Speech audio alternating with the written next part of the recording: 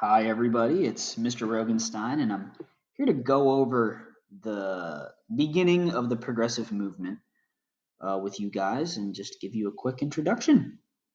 So, what is the progressive movement and what did it believe? So, the progressive movement was a broad, powerful political movement that dominated the 1900s and the 1910s.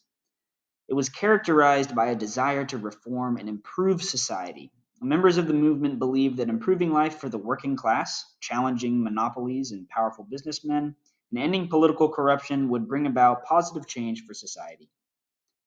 To understand why this movement began, we need to first address the Gilded Age and some of its main issues.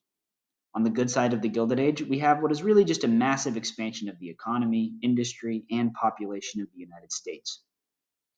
During this time, there is a rise of an immensely wealthy class of businessmen like Cornelius Vanderbilt and J.D. Rockefeller, who really supercharged the economic growth of America. These tycoons grew insanely large personal fortunes, though, and began taking near complete control of entire sectors of the economy like oil and steel. On the other hand of this growth, life was really hard for common people, especially those in cities. During this time, many people were working long, back-breaking hours for low wages and in dangerous working conditions. The cities they lived in were polluted, dirty, and overcrowded as well, which really created this depressing quality of life. Lastly, the Gilded Age was also known for having some of the weakest and most corrupt politicians for any era in American history.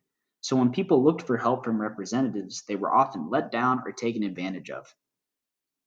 The progressive movement really emerges as a response to these problems. People began to see things like the plight of the working class and the rise of unchecked corporate power as serious problems by the time the 1900s came around. This was really heightened by journalists like Ida Tarbell and Jacob Riis, who exposed the corruption of businesses and the dreadful conditions in city slums. These journalists, known as the muckrakers, really raised awareness for the need for progressive reform.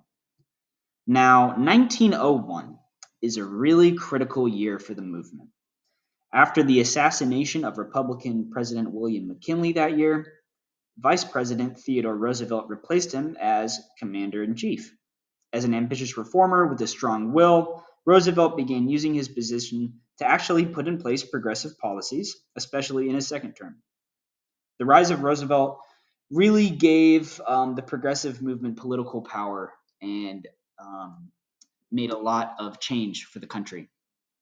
So next video, we will address how the progressive movement worked and what policies it put in place.